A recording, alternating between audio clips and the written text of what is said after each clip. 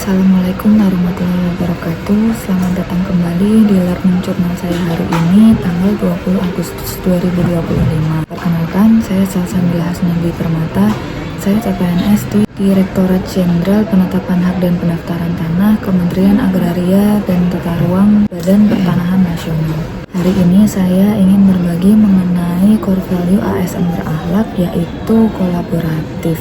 Pertama-tama mari kita bahas dulu terkait kolaborasi pemerintahan. Kolaborasi pemerintahan sebagai sebuah proses yang melibatkan norma bersama dan interaksi saling menguntungkan antar aktor pemerintahan. Kolaborasi pemerintahan ini mencakup kemitraan institusi pemerintahan untuk pelayanan publik.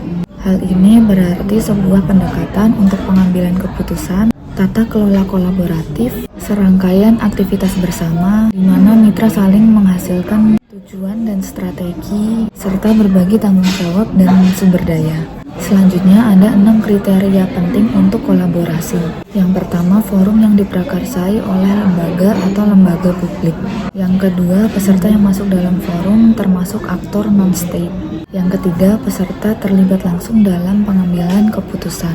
Yang keempat, forum secara resmi diatur dan bertemu secara kolektif. Yang kelima, forum ini dibuat untuk mengambil keputusan dengan konsensus. Dan yang keenam, terakhir, fokus kolaborasi adalah kebijakan publik atau manajemen.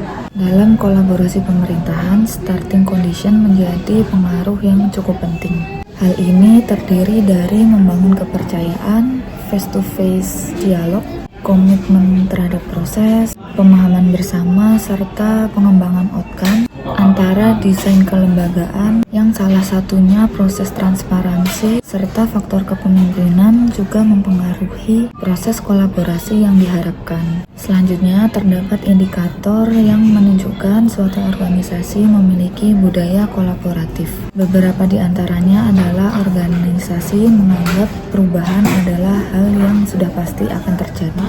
Organisasi juga menganggap individu atau staf sebagai aset yang berharga sehingga perlu saling menghormati. Organisasi juga memberikan perhatian yang adil bagi staf atau individu yang mau mencoba mengambil resiko dalam menyelesaikan tugasnya.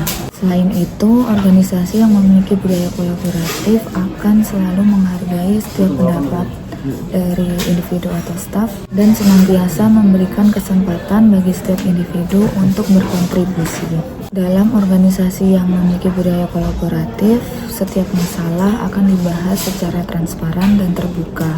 Hal ini dilakukan untuk menghindari konflik dan salah paham. Nah, secara keseluruhan, organisasi yang memiliki budaya kolaboratif, setiap divisinya itu akan memiliki kesadaran terkait kualitas layanan yang akan mereka berikan. Nah, kolaboratif ini bisa dilaksanakan melalui berbagai aktivitas seperti kerjasama informal, perjanjian bantuan bersama, menyediakan peralatan, meminjamkan peralatan, memberikan pelatihan, menerima pelatihan, dan sebagainya.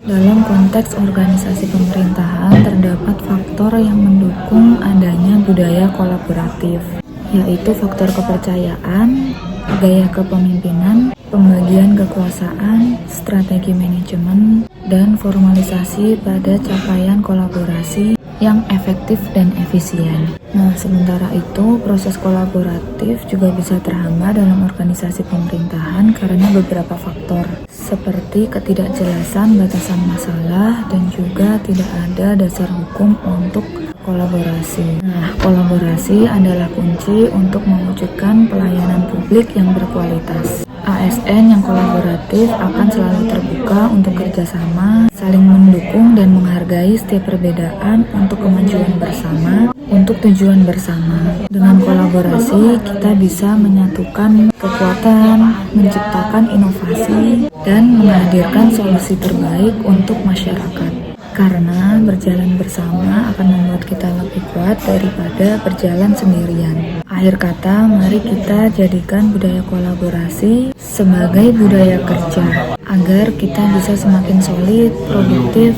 dan memberikan dampak yang nyata bagi masyarakat luas. Demikian, wassalamualaikum warahmatullahi wabarakatuh.